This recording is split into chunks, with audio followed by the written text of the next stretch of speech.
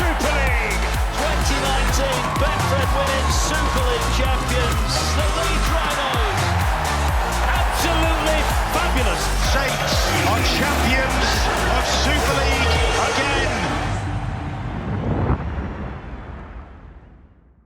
Hello and welcome to The Last Tackle, Betfred's brand new rugby league show. This is what we've got for you this week.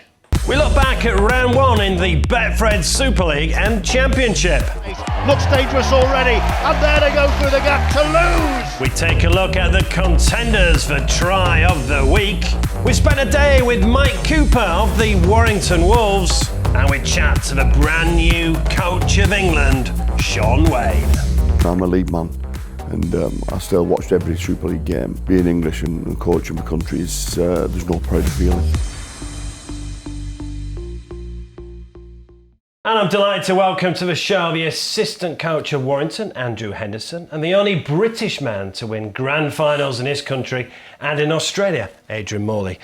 Gents, what a start to the Super League season and the Championship season. Yeah, look, fantastic mark to see both the Betfred Championship and Super League seasons get underway with round one this weekend. Some fantastic performances from certain teams, maybe a couple of surprise results as well, but overall a fantastic week of rugby league action. Moz, we're underway. We're underway, and I was at the Wigan-Warrington game on Thursday, and fantastic. Everything I love about rugby league was in that game. You know, very tough, very close, and you know, it was a bit of a throwback for rugby league gone by. You know, the way they got into each other, but it was great. But all the rounds were great, and so pleased it's back on the TV. So we'll be looking back at the Super League and the Championship, but we're going to start with international rugby league. And on Monday, it was announced England have got a new coach. He's a familiar face. It's Shaun Wane. How does it feel to be back in rugby league? I feel very proud, privileged to be given this. I'm very, very passionate about my country, very proud. So to be given this role, you know, I had a dream job when I worked at Wigan, being a Wigan lad, but being English and coaching my country is there's no prouder feeling. And you've been away from the game for 12 months, and you've come back in as a national coach rather than a club coach. Yeah. What do you think the main differences will be? I mean, as a club coach, you have day-to-day contact with the players, and you influence a lot. And as an international coach, your players are away with the clubs, and so my time is limited with them. So I need to make sure when we do get the players, the content of what we do, what we deliver, is going to be quite detailed and very technical. And I just want the players to drive home when they've met with us, and they're a lot closer on understanding what they need to do to beat Australia, New Zealand, or any other international team. And in that 12 months out of the game, you've had various roles. Is there anything from the previous 12 months experience that you'll bring into this role? Yeah, I've sat back and I've watched a lot of other sports, and I've got quite obsessed with NFL, and but being with Scotland, with the SRU, and seeing how they do things with the juniors, and you know, there's some things I liked, you know, so it's done me good. The year away and looking out, you know, I still, you know, I'm a League man, and I still watched every Super League game, all the internationals. But I've just sat back and seen things, and I feel like it made me a better coach, you know, being around Scotland, seeing why they do things, but you know, time will tell. And tickets are available for the 3 tests against the Australians at the end of the season. Really looking forward to those games. Moz, you said to me quite a while ago, all the highlights, you've won the NRL Grand Final, you won the Grand Final here, the Challenge Cup as well, but the highlight for you was pulling on either the England or the Great Britain shirt. Very much so. You know, there's something very special about representing your country, and I was fortunate to do it, you know, many times over a long period. So I can understand why Shaun Wane is so proud to get this position, and I'm delighted for him. You know, out of all the candidates for the England job, I think he was best suited. Very, very passionate. You know, he's one of the few coaches who I would love to have been coached by, because you know, the way he puts it across, you can tell it means that much to him. So I think he'll do a great job, and I'm looking forward to seeing how they go at the end of the year.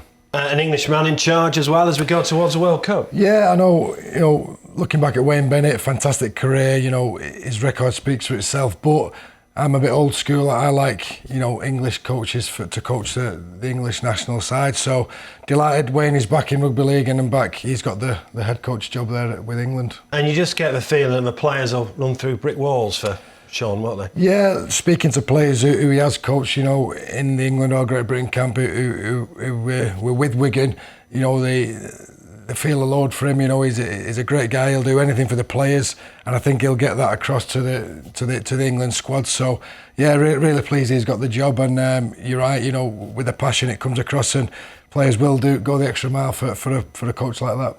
Andrew, there's been a lot of speculation about this role, but the RFL have come out, made their appointment, and now we can build towards the World Cup. Absolutely, and I'll be honest with you, I had a feeling I thought they would keep Wayne Bennett on until the World Cup from an England point of view, but I did feel they may have wanted to change the coaching tendency with Great Britain. However, they've decided to go the full way and relieve Wayne of his duties for both England and potentially Great Britain as well there. So I think it's a great opportunity for Shaun Wane. I think we've missed him for that past 12 months, I think his presence within the game, I think he's got such a persona about him and a presence about him that you just warm to him, and he's genuine, he cares, he's passionate, and he wants to do well, and he's a competitor. And I think those ingredients that he has, like I said, hopefully will translate into the national team now and reinvigorate the national team. Not to say that England haven't been performing well, because like I said, they were very, very close to winning or getting a chance to win the World Cup not long ago. 6-0. Absolutely, they won the series against New Zealand as well over here. Obviously, the Great Britain tour and experience has probably just took the gloss off how well England have been sort of building, previously. But like you said, for whatever reasons, the RFL have made that decision. They feel they need to go in a different direction if they're going to give themselves the best chance of winning that World Cup in 2021.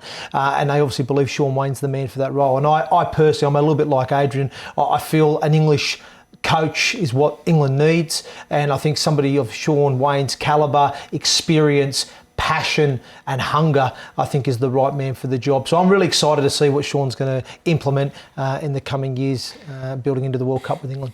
People are often quick to criticise the RFL as well, but looking ahead to the World Cup, what I love about it is it's the men's, the women's and the wheelchair are all chucked into this World Cup. Absolutely, and that's something we're proud of. Within rugby league, we're so inclusive, aren't we, as a sport? There's so many opportunities for people to play. So we now you can venture further into the game.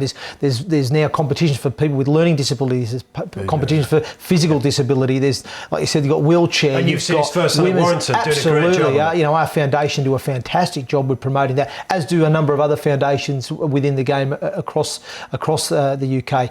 So there's fantastic opportunities for everybody. You've even got tag rugby stuff going on now as well. So it's really, rugby league is such an inclusive sport, Mark, and I'm certainly very proud, I'm sure Adrian feels the same, that there are those opportunities from everybody from all walks of life to be part of rugby league, and now to see, like you said, at the world international stage, not just men's, there's women's, wheelchair. I'm sure in the future we'll probably see the physical disabilities evolve and all those things. Those opportunities will come in the future as well. So exciting times ahead, brilliant stuff going on here in rugby league at the moment. Yeah, we'll have plenty more on the World Cup. It starts in October 2021. But back to the Super League. It was round one and it didn't disappoint.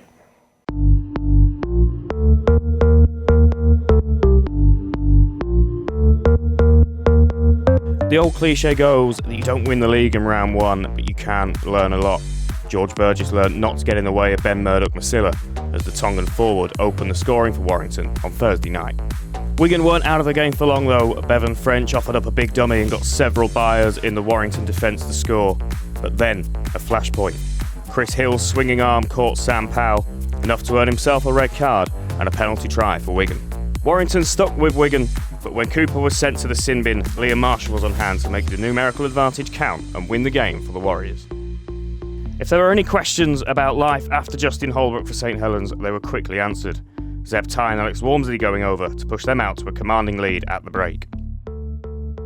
Salford did rally in the second half through Ken Seo, but Saints' class showed through as the champions ran out easy winners in round one. Lomax, lovely pass to Nagaba. Both Hokear and Wakefield had to wait until the last day of 2019 to secure their Betfred Super League status, and it was the Rovers who showed real signs of improvements on Friday night.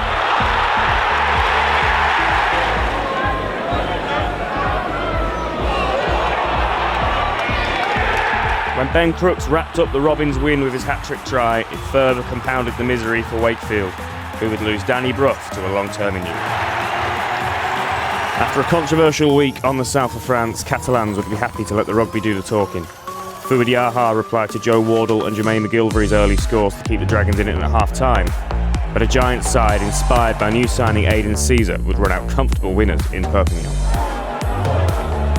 All eyes were on Sonny Williams as Toronto made their Betfred Super League debut, but it was Liam Kay who opened the scoring for the Wolfpack. The Irish international was almost in again, but a mistake allowed Greg Eden to go coast to coast and score for Castleford. And Eden's going to go the length of the field towards those Castleford Tigers supporters. From that point on, the Tigers were in control, with Millington and Milner amongst the players opening their accounts for the season, as the Yorkshire club went home with the 2 points. Chased and it's dotted down. All the pre-match talk for Hull FC was about their new signings, but it was Ratu Nualago who caused Leeds all sorts of problems on Sunday evening. Support on the inside. This is going to be a blistering Hull FC try. Carlos Tomababe can get there. You bet he can. The lightning fast Fijian set up one and scored twice as Hull FC recorded an impressive win against the Rhinos. He's got support from Nualago, and Nualago's going to go in for the second Hull FC try. Those round one results mean that St Helens start the season where they spent all of the last at the top, with Hull FC and Huddersfield amongst the other early pace setters. Yeah, some cracking entertainment for round one of a Super League, but we've got to start with Thursday night's game and Wigan Warrington. Obviously, you saw it at close hand. Yes. 16-10 could have quite easy have gone to your good selves. Yeah, look, I thought it was a fantastic opening game for the start of Super League 2020, by the way. Two really good rugby league football sides going head-to-head. Had a bit of controversy, I suppose, within the game. Like I said, it was a real well-contested match. From our point of view, very, very pleased with our overall performance. I felt we displayed a very committed performance. I thought we moved the ball well as well. I thought we played some really good rugby league football. I thought we challenged Wigan a lot, in all sort of different areas of the field. And even when we went down to 12 men, and we had 12 men for, I think, probably 55 minutes of that game, and at one stage went down to 11 even for 10 minutes, I felt we, at times, for long periods, were the better team, I'll be honest. But at the end of the day, Wigan got the spoils on the night, but we can certainly take a lot of heart and a lot of confidence from that overall performance, because I still felt we didn't go into our shell when we were reduced to 12 men. We still wanted to play rugby league, we still wanted to play some football, move the ball, challenge Wigan, and I thought defensively we showed some real tenacity, some great scramble at times, and like I said, overall it was a really committed performance. So the challenge for us now as a team is maintaining that standard, maintaining that commitment level for each other and for the team moving forward. And I think if we can manage to execute that most weeks, we're going to be in an okay position come the back end of the season. So, but like I said, very encouraging signs from our point of view. And Chris Hill now suspended for 3 games. Yes, disappointing for Chris. I know it's hurt him. He's a proud man. He loves playing rugby league. He doesn't want to be sat on the sidelines, and he wants to be out there to inspire his teammates as a captain. But unfortunately, we've had to cop that. Look, we don't blame Chris. At the end of the day, he was trying to make a desperation diving tackle to stop a try. Unfortunately, in that incident, he has copped Sam Powler across the chops there in that act, and like I said, and the powers that be have deemed that it's worthy of a 3-match ban. We'll cop that as long as we've got consistency throughout the year with that. We've got no issue with that, and that's the way it is. And Moz, he gets sent off and he sits in the stand next to you. What do you say to him? You should have sent off quicker. Yeah, exactly. Yeah. 13 seconds. 13 seconds, yeah. I thought, why'd you leave it till 20 minutes? But no, I just, obviously commiserating him. He's, very, very proud to lead the side. That's not Chris Hill. He's not. No, it's not. He's not a dirty player by any means. Tough, very tough. But you hit nail on the head there where, when a try is just about to be scored, you'll virtually do anything to stop that try scoring motion. He did stop the try, albeit it was an illegal challenge, and he'll cop it on the chin. He'll take the ban. But I was just, trying to make him feel as good as I could. But even when he was off, I thought Warrington were fantastic. There's not many games you can lose and take positives from, and I thought that was a game. Warrington with a better side until the send off, and then they competed very, very well. So there's a lot of great signs there, and they'll be raring to go on Thursday. Friday night, St Helens, I thought they were superb on Friday night. Do you know what? Not just in attack, but defensively they were fantastic. I agree, Mark. I thought it was a pretty clinical performance, wasn't it, from St Helens? I thought they just looked like a very well-oiled machine. Yeah, nothing really changed. I thought one thing I did notice, and it's probably a little bit of the influence from Christian Wolf, is they just seem to have a little bit more edge about them in defence. I felt there was a little bit more press in them. They're a little bit more aggressive, getting off their line and really trying to whack a little bit more. From an attacking point of view, they still look like they moved the ball quite well, look quite fluent, albeit at times a little bit clunky, but generally over the course of it, they were pretty good. So, yeah, I thought it was a fairly clinical performance from a Saints perspective, and certainly probably laid that marker down early doors to say that, hey, just because we've got a new coach and a new regime, we're still the same team, we're still hungry, we're still determined. Well, Saints, love a team to beat. Yeah, obvious thing to say. Very, very early days, but I think any team we would have gone there, on Saints home turf would have probably copped a good hiding. But Salford going through a bit of a transition phase themselves. They've got a number of new signings, so I think they did show a few glimpses of reasonable signs, but Saints were just very, very good. The line speed, they just didn't allow Salford to play, and it's looking quite ominous already, even after just one round. And two games quickly mentioned. Hull KR, a great win, especially the pre-season I had with the news about Mossy Massoy. Yes. Huddersfield, very good at Catalan as well. Aiden Caesar looks a great signing. Yeah, look, obviously there was, I know Simon Wolford's been eager to get Caesar in for, since he's been in control at Huddersfield. So he's finally got his man, hasn't he? And what a difference he's made to the team already. Certainly injected himself well, and that's a great result for Huddersfield. Going over there to Catalan. Catalan normally pretty decent at home. Huddersfield, who have had a bit of an indifferent season last season, that's a great start for them, great morale booster for them. But as you rightly said, Mark, Aiden Caesar looked quite impressive in that game. So it's a great start for the Giants. And then we had a double header on Sunday. First of all, Toronto, disappointing first half, looked a lot better in the second half. But Brian McDermott, I do. He will not give up, will he? A lot of the focus of this game was on our friend Sonny Bill Williams, and quite rightly so. He's a superstar of both codes. But Brian, is a smart coach, and he said before the game, don't expect Sonny Bill to come out flying. He won't expect him to hit his straps till around 10, 11, something like that. And it was very much a bit of an underwhelming first game from Sonny Bill. He didn't play as well as we have seen him, but you forget he's not played the game for 5 or 6 years, which is a very long time, and the whole, he's under pressure himself, but the whole team, it's the first game in Super League, it's a step up for them, so there was always going to be up against it, and quite poor the first half, you're right, but they did get to grips with the game in the second half. But I thought that the centre, Meludi was absolutely fantastic. I've not heard a great deal about him, but I thought every time he got the ball, he looked very dangerous. So I'll be keeping my eye on him for the rest of the season. And then the second game was Leeds Hull. Plenty of people pre-season have said to me, keep your eye on Hull. They've made great signings. I tell you what, they were big and physical, Hull, on Sunday as well. Yeah, look, I think it's been an impressive recruitment drive in the close season there for Hull FC. I thought they've brought in some real quality players that have strengthened the team, and I think actually gives them a bit of a better balance to their team. To be honest, when I look at their squad now, that was a really strong performance from them going to Henley. It was tough conditions, yet they still managed to play some football. I think they've got some real. What impresses me, Mark, I think they've got some real strike on the edges. With those back rowers there, punching Hull, Savelio and Matamao, just some great strike on that edge. They're going to do some damage. Jake Connor, as we know, on his day, some of the silky skills he can produce.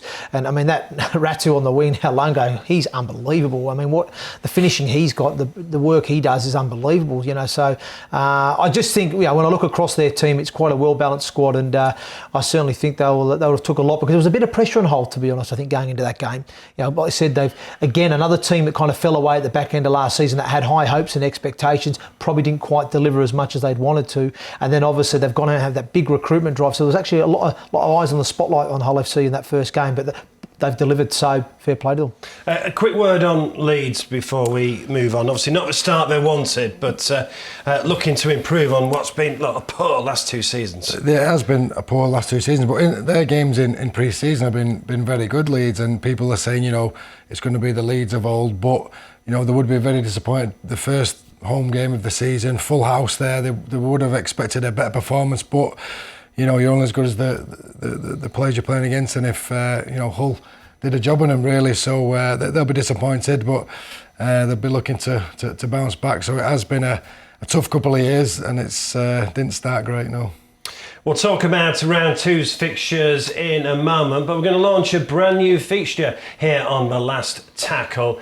We're going to feature the players that make rugby league so special. And this week, it's Warrington's Mike Cooper. I'm Mike Cooper, and this is my story.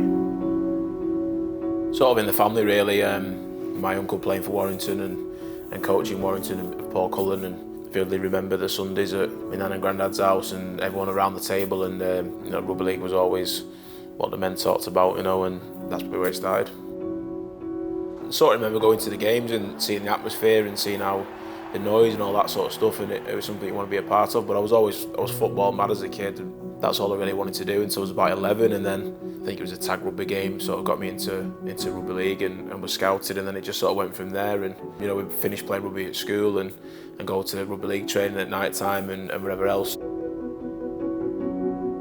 Where we grew up, there was a rugby field on the back, and we'd spend most evenings out there, practicing with my dad and continuously nagging him to come out and play, and which he always did, even after the full day of work. And really appreciate that now as a father, how hard it is to work and then come home at 6 o'clock and be in the back field playing rugby.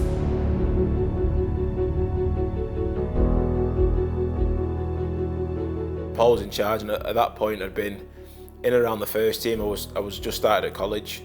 We had a lot of injuries at the time, and got picked to play at Cass, and I think we got beat. It wasn't a great day for the club, and Benny Westwood gets a smack from Gravy Arnie, and I think Paul Wood had a fight, and as a young forward going on, and two of the senior players involved in fights, it was pretty nerve-wracking. And I was actually physically sick on the sideline. I was warming up, just so nervous, but just loved it. The siren's gone, and young Cooper on his debut. It'll be a debut he'll want to forget, but it's a try he will want to remember.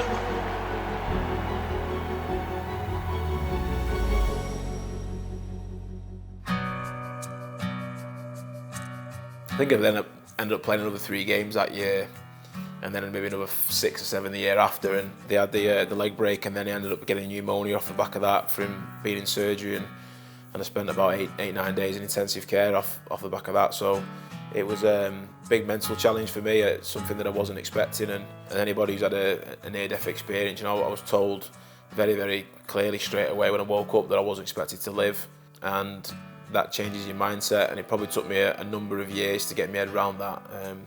There wasn't a lot of support, at the time in terms of counselling and things like that, and as a young person it's a tough thing to go through, and you just don't know how to deal with it. And but it was really, now I use that as a driving force. It's something that I can openly talk about, something that I'm very proud that I overcame that situation, and more upsetting for everybody else that's around, there, and mum and dad obviously were with me 24/7, so, and brother, so yeah, that was an upsetting time for them, but I use it as fuel now.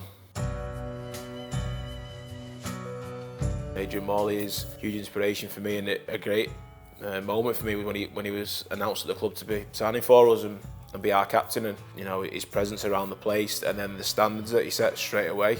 Little things like body language, standing up, not putting your hands on your hips when you're tired, things that you probably take for granted, you don't realise you're doing as human beings. You stood still or whatever. It's about standing up straight, sticking your chest out, never showing any weakness, and never complaining about anything. And just the way he played the game, that was a big inspiration. And I've got to know Moz really, really well now, and played with him at Warrington for a number of years. And it's kind of cool when you get to play alongside your heroes. So we start off with the 2013 grand final, and I can't actually see who scored there, but one of the grand finals that we were leading in at half time. In all 3 grand finals that I played, we were winning at half time. We were doing particularly well in those games, and the wheels fell off in all those games. And I think as a club, that's kind of summed it up for us, is that we've been there or thereabouts, but not been able to get over the line. And I guess that only comes with experience. And as part of the reason, the big reason why we won the Challenge Cup last year was, and everyone wrote us off, was we'd been there so many times before. Darryl Clark runs to the left to win it. Darryl Clark reaches and scores. Will surely now be a Challenge Cup final victory. It was amazing, and obviously you focus for the game, but obviously during the game we just like, this is happening. There was never any doubt we were going to win that game. It was never a question in my mind. Prince Harry, I give the trophy, and I won't repeat what he said, but he basically said, don't effing drop it. It's just a surreal experience.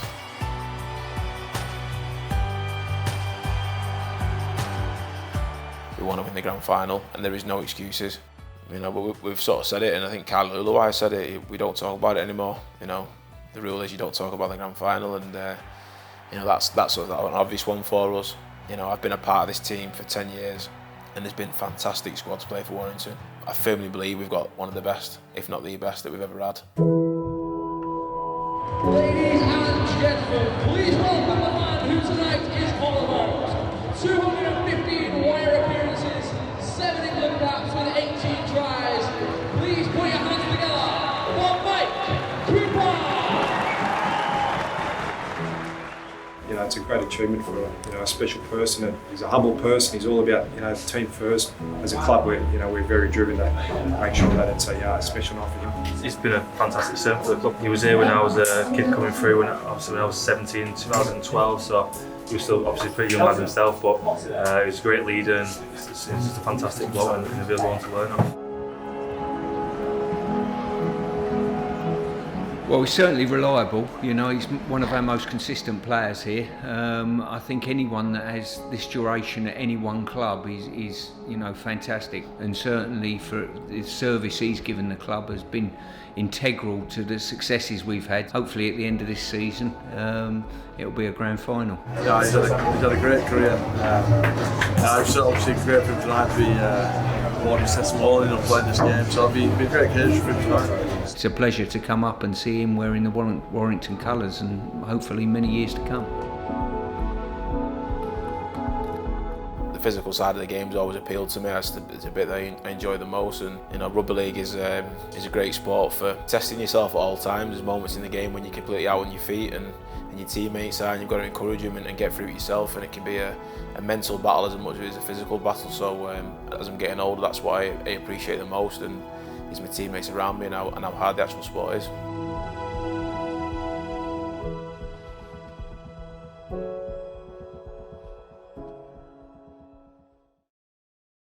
Mike Cooper then, were you surprised? You're his hero. A little bit. I was. Well, it was, yeah. No, it was lovely words. You know, it's quite emotional watching that piece actually, and I'm very proud of Mike. You know, having played with him as a youngster coming through, he's had lots of ups and downs as you explained in the piece there. But just very proud. You know, to go to the NRL and prove yourself in that competition, to play for England. You know, I've been proud, and you know, it was lovely the words he said about me, and it was nice to play a little part in his development and progress. But he's been a great servant to the Warrington club, and still playing some excellent rugby league. So very proud of him, and I was proud to go to his testimonial last week. Come on in, embarrass him as the assistant coach. I can't really embarrass him, Mark. You know, he's. I've had the pleasure of working with Mike for the last 2 seasons, coming into my 3rd now with him, and I've actually seen him, you know, grow over the 2 years as well. You know, he's really growing into a leader within the group. You know, I think he's very. You know, he's a strong personality. He's passionate. He wants to do well. He wants to win. He's got a will to win and a desire to be better. You know, he's one of those players now that's starting to challenge his teammates, which is great. And I've seen that evolve within him over the last 2 years.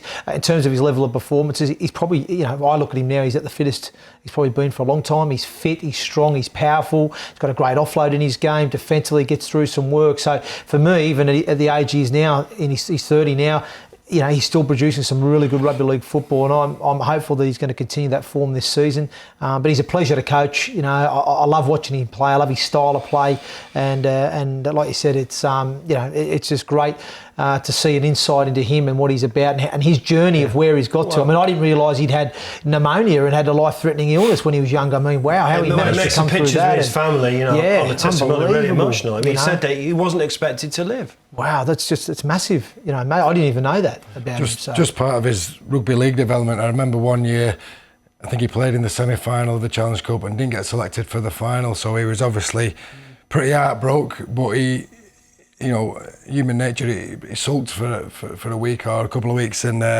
Tony Smith actually get him to one side and said, look, you got to take these knocks in life, and you didn't get picked. Basically saying stop sulking, and from that moment on, you know, we didn't have a bad performance till the end of the year, and I think he took it on board and he uses that, you know, he's talked about using it certain incidents as fuel. I think he uses that as well. So, but yeah, it's part of the growing up phase. But you know, he learned his lesson, and you know what a terrific player he is now. So if I put my hands on my hips, you'll shout at me, will you? I will. I will do. Body language. Stop being soft. Yeah. Right, let's talk about this week's fixtures in the Betfred Super League. Warrington St Helens on Thursday night. Obviously, very tough one for you, but you're at home. Yeah, we're at home, and look, we're excited about it. It's a challenge, isn't it? You know, you've got the team that's top of the tree at the moment coming to your place, and I think, like I said, we're coming off the back of a really good performance, albeit we lost last week. You know, we've got some confidence there building. We're enjoying the style of rugby that we're playing at the moment as well. So, yeah, we're certainly confident in our own ability that we can go there Thursday night at home and produce a better performance that'll get the job done. But we know that, yeah, we're going to have to be good for 80 minutes. You know, St Helens are a quality side. They're going to have their motivation and be determined as much as we are. So it should make for an exciting clash, and hopefully one that we'll come away with the spoils with. A Friday Hull derby, and I said it earlier, I was impressed with Hull. Yeah, I think both Hull sides will be pleased at the first round, but they normally say you can throw the phone book away for these Hull derbies, but at the minute I don't think you can. I think Hull FC are too strong. The fact that they've home advantage, you know, will add to that fact as well. So I'm going with a Hull FC win, but you know, it's really exciting this fixture. You saw Wigan up close, Castleford Wigan. Yeah, Cass Wigan, it's going to be an interesting game, that one. I think Wigan will be better now round 2, you know, having another game under their belt, so I think they'll be better going into this game. I think Cass have got maybe a few injury concerns. There's got quite a few bodies potentially on the sideline. Obviously, Peter Matadier's been given a 2-match ban as well, so I've just got a feeling that there's going to be a little bit too much disruption within that team this week in terms of player personnel having to chop and change. So I think Wigan may nick that one at Castleford on the weekend. Moz, your old club, Salford, Toronto. I didn't think Salford were that bad. I thought St Helens were very good on Friday. Yeah, I agree. You know, it's a case of them not being too bad, but the fact they're at home, you know, they would have another week together, and new team, you know, another week of trying to get the combinations together. But I just think Salford will be too good, and I know the Salford fans are excited to go and watch. You know, Sonny, Bill and the rest of the gang in action. So no, it should be a good fixture. Huddersfield Leeds. Huddersfield were probably a surprise result of the weekend. Yeah, you're right there, Mark. And this is actually a great contest, this one. Huddersfield, I think, will have the edge going into the game. Obviously, going over to Catalans and dismantling them in the way they did, I think will give them a lot of confidence and belief. I think there's probably a sense of determination to prove a few people wrong this season. Leeds, on the other hand, will be obviously coming off the back of that disappointing loss to Hull FC. High hopes and expectations for them going into it. Will they be able to recover from that mentally to be able to get themselves up to challenge Huddersfield? Whereas Huddersfield are riding that bit of a wave of emotion at the moment that they're doing well. So I think Huddersfield at home are going to be a little bit too strong on the day for me. I think it's going to be a Giants win. And Huddersfield, Wakefield Catalan to finish us off. Tough one because, you know, they're both coming off a loss.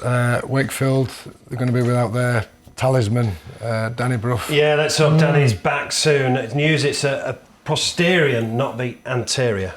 Which is slightly better news, isn't it? Yes, slightly better, but it's still, you know, not great for him or the team. But without Danny Brough, you know, I'm going to go with the Catalans away win, I think. So there are your fixtures in the Betfred Super League this week. The Championship started last weekend. Let's look back at the best bits.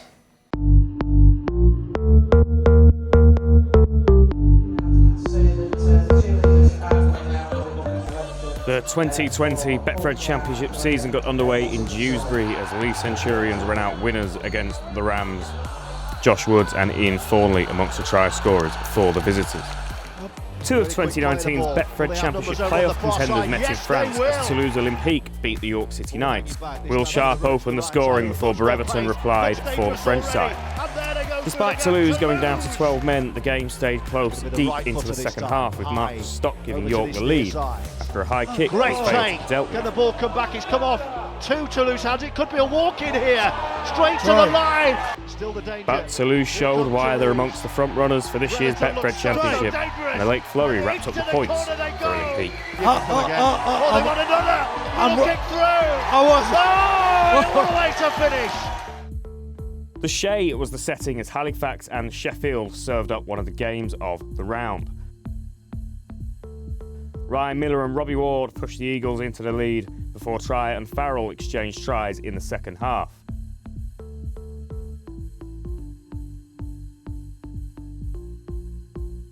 Isaac Farrell's drop goal seemed to have won the game for the Eagles, but Oliver Roberts popped up to send the Fax fans into hysteria.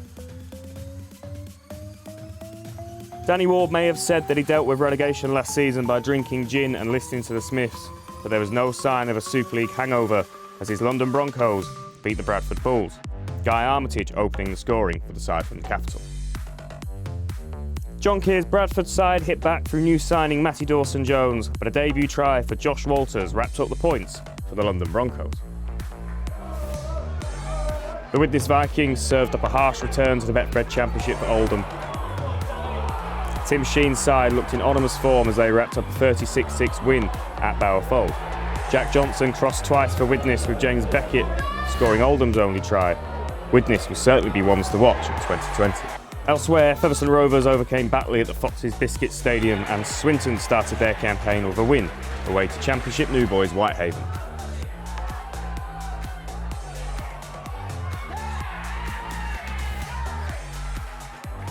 At the end of round one, that early league table sees the Vikings sitting pretty at the top of the Betfred Championship. Yeah, great start to the Betfred Championship. And you can watch Featherstone versus Halifax on the Our League app at 6:15 on Sunday night. Right, Andrew. Great start to the Championship. Probably the result that stands out to me, London at Bradford. Yeah, look, it's a great start for the London Broncos. Obviously, you know, the team that have come down from Super League, there's a lot of expectation on them to come into this competition and bounce straight back at the first attempt. Look, it was never going to be an easy trip for them coming up from the capital to play Bradford, who are now playing at Dewsbury Stadium, which is a small pitch, and that they had a game played on Friday night as well. So it's naturally a heavy pitch at this time of year. So it would have been tough conditions. The Broncos used to playing on a fast track on the 4G down at Trailfinder Sports Club, so they would have had to have adapted their game. And they've managed to grind out probably a gritty performance against a very determined Bradford side. I believe London were in control for large parts of that game, but it was a late flurry from Bradford. A couple of late tries really put the game in the balance there, but London just had enough to see it through. So a pleasing start for Danny Ward and his men. And the closest game was Halifax-Sheffield. Yeah, wow, what a game that was. Sheffield in control. They were 17-10 up. Isaac Farrell knocks the drop goal over to make it the 7-point buffer with 10 minutes to go. And then Halifax, 2 late tries. And I think it was Roberts, who's on dual reg from Huddersfield, who scored in the last minute of the game to win the game 18 points to 17 there for Halifax. So an important win for them. They had, again, an indifferent season last season, a bit of a fizzled out at the back end of the year. So it was really important for them as a club to get off to a good start under coach Simon Griggs, and they've managed to do that. Well, time now for another one of our regular features. It's Try of the Week. Hello and welcome to the Our League Try of the Week. I'm Dave Woods. Let's have a look at this week's contenders. Try 1, and is there anything more frightening than big Ben Murdoch-Masila running at you? Even George Burgess was given the big get out of the way. 4 defenders couldn't stop him. Try 2 scored by Kevin Naigama, but look at Jack Wellesby's part in this. Coming in at full-back, delicious pass, and Naigama scores in the corner. Try 3 scored by Lee's Adam Higson, and they do say you can't beat a bit of pace. That's a great leap in the first place to actually catch the ball, and then look at this, for sheer speed down that touchline side. The old-timers will remember Henderson Gill in '85 scoring a cup final try, just as good as that from Adam Higson. And talking about pace, what about Try 4? Castleford were under the pump at this stage of the game when the ball was spilled, picked up by Greg Eden, and we all know that he can fly. They chased, but the pursuit was in vain, and Greg Eden's score putting Castleford on the right track. Try 5 in a beaten cause, but let's not take that away from the skills of Hakim Maludi. Good interception by him, good judgment of where it was, and again a bit of pace to score, and the flourish at the end is worth a vote or 2. And finally, Try 6. Ratu Noalango certainly caught the attentions last year, and he was doing it again in Hull's opening game against Leeds. This was one of 2 of his tries. It was very much a team try, Hull keeping it alive, Jake Connor then finding the burst of pace that pierced that Leeds defence and offering it on a plate for Ratu to score. Every week we have 2 tickets to give away for this autumn's Ashes series. If you want to be in with a chance of winning those tickets, all you have to do is download the Our League app, vote for your favourite, and we will pick a winner. Get voting, good luck.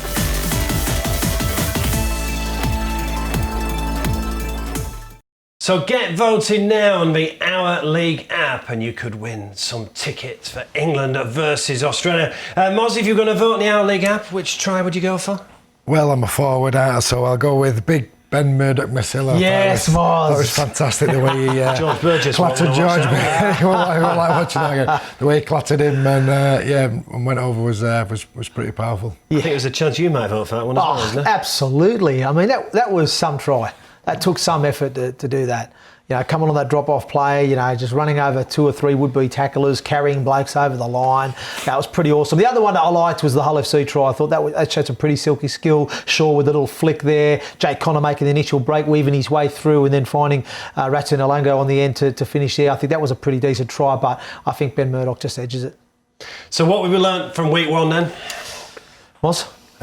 Hull could be... potential grand finalist. You know, it's very, very, very early days.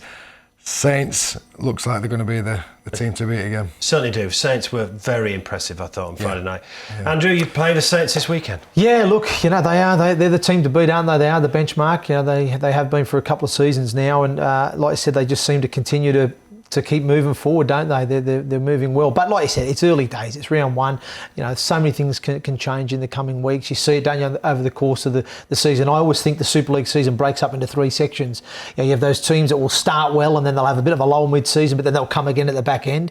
You'll have other teams that will be slow to start, then pick up mid-season and finish strong, and then you'll have other teams that will have a bit of a slow start, slow middle, and then finish with a bang at the end too. So there's so many different permutations that can happen. But one thing for sure, Mark, is it was an exciting round of fixtures. I think it's going to be equally exciting come round 2.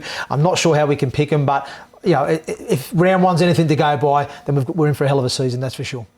Gents, really enjoyed your company. Thanks so much for coming in. So don't forget to vote for Try of the Week on Our League app as well. If you're having a bet on the rugby this weekend as well, please keep it fun and gamble responsibly. That's what we're all about. Hope you enjoyed the show. Betfred's Last Tackle. We'll be back next week when we feature the fantastic sport of rugby league.